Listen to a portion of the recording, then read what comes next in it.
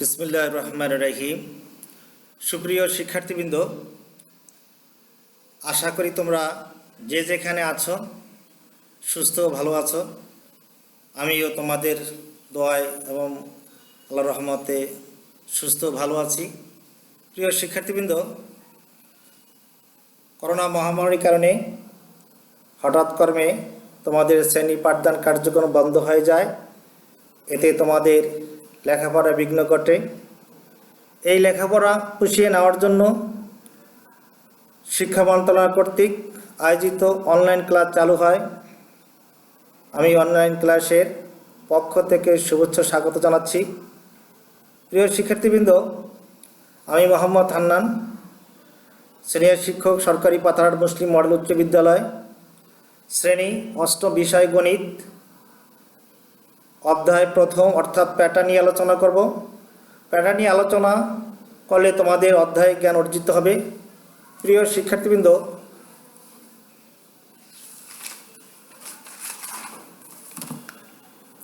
এই অধ্যায় জ্ঞান অর্জিত হলে তোমাদের জ্যামিতিক সমস্যা সমাধান করতে পারবে এবং তোমরা যদি মনোযোগী হও তাহলে অধ্যায়ের বিষয়বস্তু সম্পর্কে ধারণা লাভ করতে পারবে।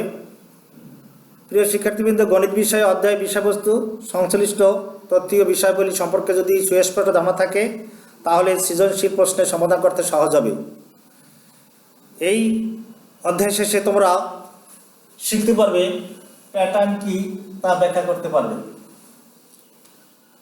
বিভিন্ন ধরনের জ্যামিতিক প্যাটার্ন লিখতে ও বর্ণনা করতে পারবে। প্যাটার্নের নির্দিষ্ট সংখ্যা বের করতে পারবে। বৈচিত্র্যময় পৃথিবী নানা রকম প্যাটার্নে ভরপুর। প্রকৃতির এই বৈচিত্র্য আমরা গণনা ও সংখ্যার সাহায্যে উপলব্ধি করি। প্রিয় শিক্ষার্থী, প্যাটার্নে আমাদের জীবনের সঙ্গে জড়ে আছে নানাভাবে। শিশুর লাল নীল ব্লক আলাদা করা একটি প্যাটার্ন। লালগুলো এদিকে যাবে আর নীলগুলো ওইদিকে যাবে। প্রিয় শিক্ষার্থীবৃন্দ, তোমরা অবশ্যই অবগত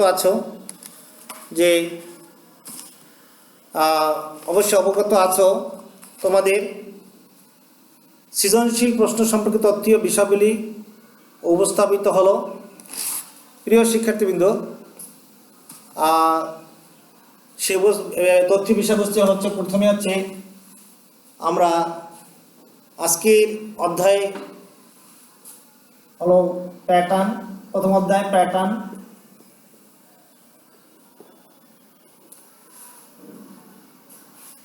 এবং তথ্য বিষয়বস্তু উপস্থাপিত হলো। সে বিষয়বস্তুগুলো হলো প্যাটার্ন, এরপরে আছে মৌলিক সংখ্যা, এরপরে স্বাভাবিক কর্মীর সংখ্যার যোগফল এবং ক সংখ্যক কর্মীর সংখ্যার স্বাভাবিক যোগফল সূত্রটা এবং ম্যাজিক বর্গ। এরপরে কিভাবে দুইভাবে দুটি রাশি বর্গের সমষ্টি প্রকাশ করো। তাহলে আজকে আমরা প্যাটার্ন সম্বন্ধে জানব। প্যাটার্ন কি? প্যাটার্ন মূলত শব্দের অর্থ হচ্ছে ধরন। এই ধরন বা প্যাটার্ন বিভিন্ন বস্তু বা সংখ্যার সমাবেশ বা বিন্যাস থেকে সৃষ্টি। এরপর হচ্ছে মৌলিক সংখ্যা।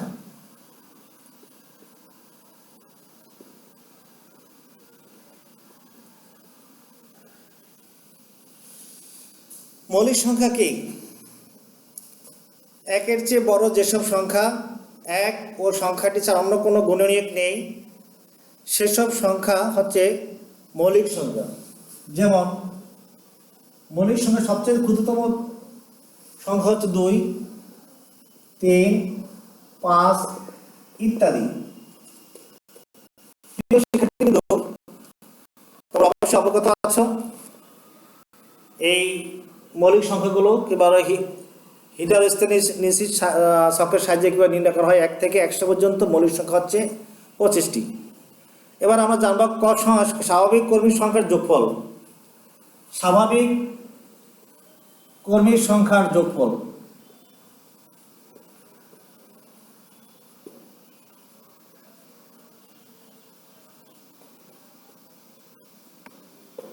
ক্রমিক সংখ্যা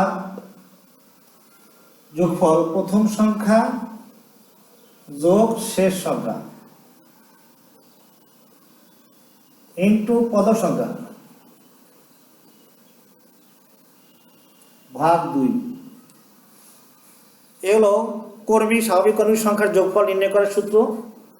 এটি হলে আমরা 1 থেকে 10, 1 থেকে 15, 1 থেকে 20, 1 থেকে 30, 1 থেকে 40, 1 থেকে 10, 1 থেকে 15, 1 থেকে 20, 1 থেকে 30 ইত্যাদি ইত্যাদি সংখ্যাগুলো স্বাভাবিক ক্রমিক সংখ্যার যোগফল আমরা নির্ণয় করতে পারবো।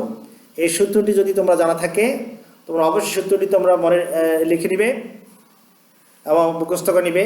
প্রিয় শিক্ষার্থীবৃন্দ, এবার আমরা জানব ক সংখ্যক।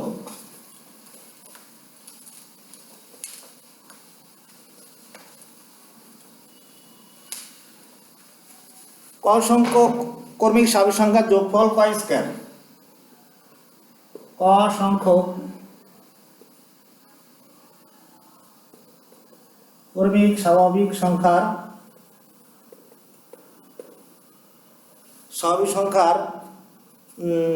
যোগফল ক স্কয়ার।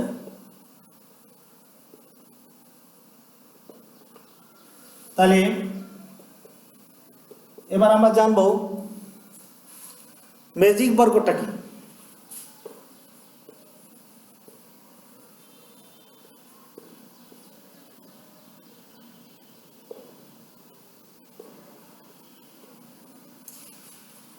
ম্যাজিক বর্গ হচ্ছে এমন একটি ছক যার পাশাপাশি উপনিষ ও কোণাকোণিক গড় সংখ্যা সমান, প্রাপ্ত সংখ্যাগুলো পাশাপাশি এবং উপনিষ ও কর্ণন যোগ করলে যোগফল একই হবে। তাহলে ম্যাজিক বর্গের সংখ্যা নির্ণয় করতে হলে প্রিয় শিক্ষার্থীবৃন্দ একটি সূত্র জানা প্রয়োজন। সেই সূত্রটি হচ্ছে n × n² + 1 ভাগ 2। তাহলে আমরা এই সূত্র দ্বারা ম্যাজিক বর্গের সংখ্যা আমরা নির্ণয় করতে পারবো। যদি 3 কর্মে ম্যাজিক বর্গের হয় তাহলে আমরা n এর জায়গায় 3 বসাবো, তাহলে 3 × 3 = 9 আর 1 = 10, 5 × 2 = 10। তাহলে ম্যাজিক বর্গ সংখ্যা কত? 15। অনুরূপভাবে 4 কর্মের ম্যাজিক বর্গ সংখ্যা n এর জায়গায় কত আসবে? n এর জায়গায় 4 স্কয়ার। তাহলে 4 × 4 = 16, 1 = 17, 17 × 2 = 34। অনুরূপভাবে 5 কর্মের ম্যাজিক বর্গ সংখ্যা আমরা এভাবে নির্ণয় করতে পারবো। তা প্রথমে আমাদের মনে রাখতে হবে যে ম্যাজিক বর্গের সংখ্যা নির্ণয় করতে হলে আমাদের সূত্রটা মনে রাখতে হবে। তো আমরা সবাই প্রিয় শিক্ষার্থীবৃন্দ আমরা এই সূত্রটা মনে রাখবো। তোমরা যে যেখানে আছো কেন এই সূত্রটি দেখো এবং খাতা লিখে নাও, n × n² + 1 ভাগ 2। এখন আমরা প্রিয় শিক্ষার্থীবৃন্দ কিভাবে দুটি বর্গের সমষ্টি প্রকাশ করা যায় সেটা আমরা আজকে জানবো এবং আমরা বোর্ডে লিখে নিব। প্রিয় শিক্ষার্থীবৃন্দ, তোমরা সেই দুইভাবে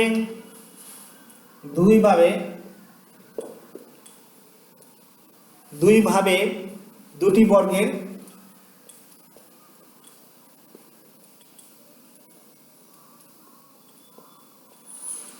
সমষ্টি রূপে প্রকাশ করো।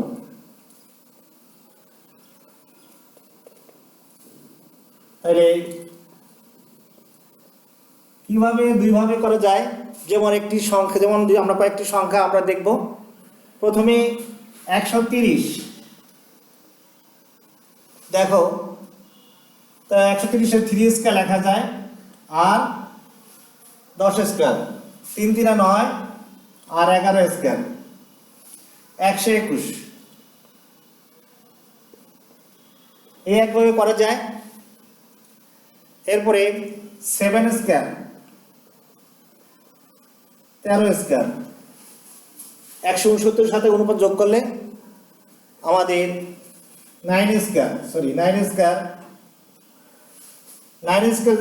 যদি করি সেক্ষেত্রে আমাদের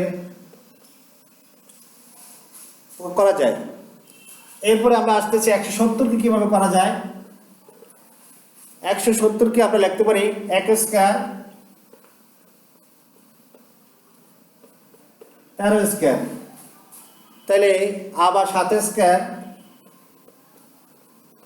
11 স্কয়ার। 185কে আমরা এইভাবে অনুরূপভাবে করতে পারি। দেখো 4 স্কয়ার 13 স্কয়ার, 4 স্কয়ার 13 স্কয়ার এবং 8 স্কয়ার 11 স্কয়ার। তাহলে এভাবে আমাদের 185 আসে। অনুরূপভাবে 325কে যদি আমরা করি যে 1 স্কয়ার 18 স্কয়ার, এই একভাবে করা যায়। দ্বিতীয়ভাবে করা যায় 6 স্কয়ার প্লাস লিখে আমরা 15 স্কয়ার। আমরা তৃতীয়ভাবে নিতে পারি 3 ভাবে 10 স্কয়ার প্লাস এটা আরেকভাবে নেওয়া যায় 10 স্কয়ার 8 স্কয়ার 6 স্কয়ার 17 স্কয়ার আর 15 স্কয়ার। প্রিয় শিক্ষার্থীবৃন্দ, তোমরা 625 এটা তোমরা করে নিবে দুইভাবে। প্রিয় শিক্ষার্থীবৃন্দ, এবার আমরা একটি অঙ্কে যাব। অধ্যায় জ্ঞান প্রশ্নটি দেখো সবাই।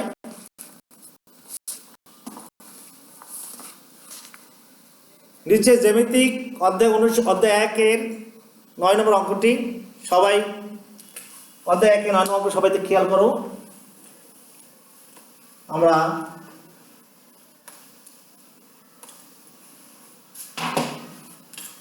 নয় নম্বর অঙ্ক এক্সারসাইজ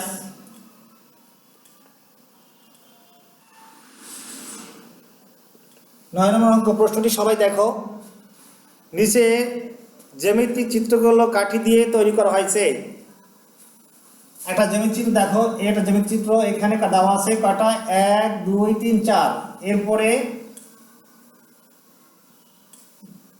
4 আর 3 7, এরপরে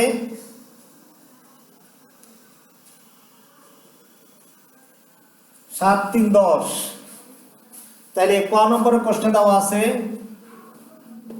যে কাঠির সংখ্যা তালিকা করো। তাহলে কাঠির সংখ্যাগুলোর তালিকা, কাঠির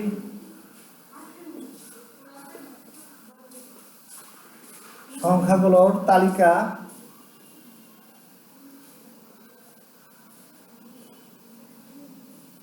কাঠির তালিকার সংখ্যাগুলো বা তালিকার সংখ্যাগুলো আমরা লিখতে পারি কাঠির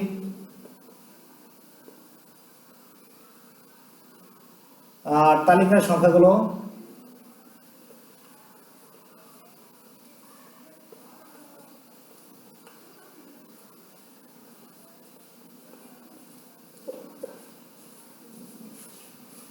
প্রথমটা কত 4 2 3 4, তারপরে 4 আর 3 7, তারপরে 10। প্রিয় শিক্ষার্থীবৃন্দ, আমরা সৃজনশীল 9 নম্বরের ক উত্তর পেয়ে গেলাম যে কাঠির সংখ্যা, কাঠির তালিকার সংখ্যাগুলো 4 7 3। এবার খ নম্বরের কোশ্চেন দেখো। প্রিয় শিক্ষার্থীবৃন্দ, কাঠ তালিকার পরবর্তী সংখ্যাটি কিভাবে বের করবে তা বের করো, ব্যাখ্যা করো। তাহলে ক হতে পাই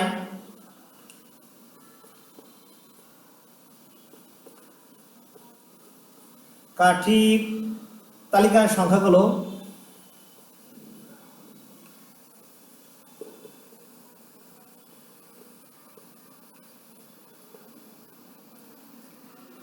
কাঠির সংখ্যা 4 7 10, পাশাপাশি দুটি সংখ্যার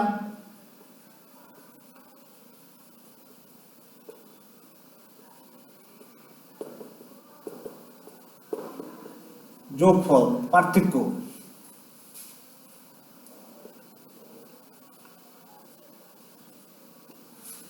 দেখো 7 থেকে 4 বিয়োগ করলে কত থাকে 3, আবার 10 থেকে 7 বিয়োগ করলে থাকে কত 3। তাহলে এখানে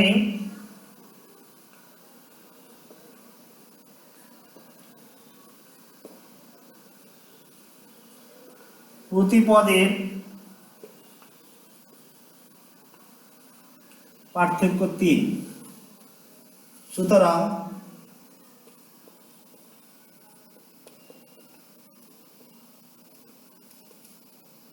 পরবর্তী সংখ্যা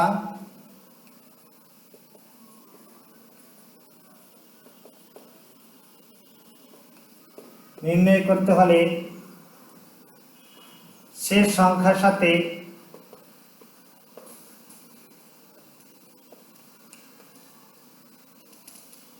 পার্থক্য 3 যোগ করতে হবে।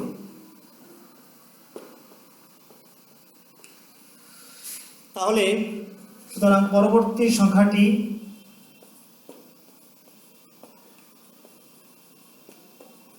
হবে পরবর্তী সংখ্যা কত 10, তার সাথে পার্থক্য 3 যোগ সমান সমান 13। উত্তর 13। তাহলে আমরা পরবর্তী সংখ্যাটি আমরা পেলাম। প্রিয় শিক্ষার্থীবৃন্দ, এবার আমরা যাব গ নম্বর অঙ্কটি। তোমরা তুলে নাও।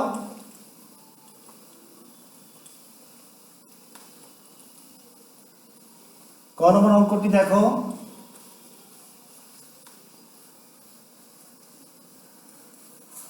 বলা হয়েছে যে কাঠির পরবর্তী ত্রুটি,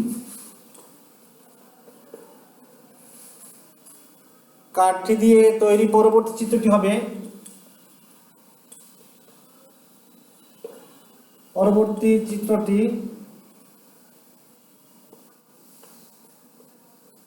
হবে, দেখো তোমরা এই 4, এই 3 7, 7 3 10, 10 আর 3 13। আমরা একটু ছোট করে নিই, 10 আর 3 13। তাহলে কাঠির সংখ্যা সুতরাং কাঠির সংখ্যা 13টি। কাঠির সংখ্যা হল কত 13টি। প্রিয় শিক্ষার্থীবৃন্দ, এবং খতে পাই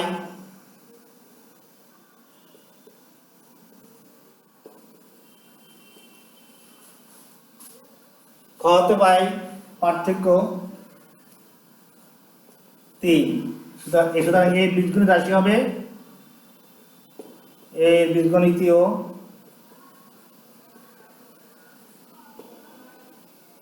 রাশি 3 ক প্লাস 1, 3 ক প্লাস 1। এখন ক ইকুয়াল টু 1 হলে 3 ক প্লাস 1 সমান সমান 3 এর পরিবর্তে 1 সমান সমান 4, পর পরিবর্তে 2 হলে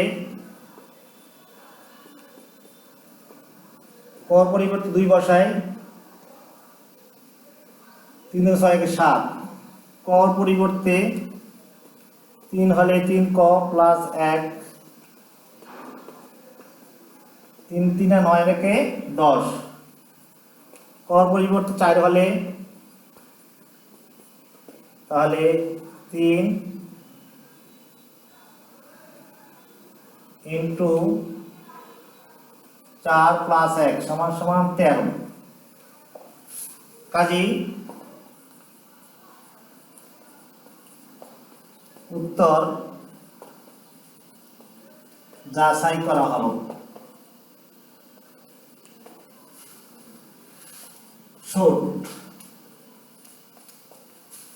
প্রিয় শিক্ষার্থীবৃন্দ, তোমাদের এ হলো আমাদের 9 নম্বর অঙ্কটি। বা অধ্যায় 1-এর 10 নম্বর অঙ্কটি তোমাদের বাড়ির কাজ থাকবে। প্রিয় শিক্ষার্থীবৃন্দ, তোমাদের বাড়ির কাজ নাও।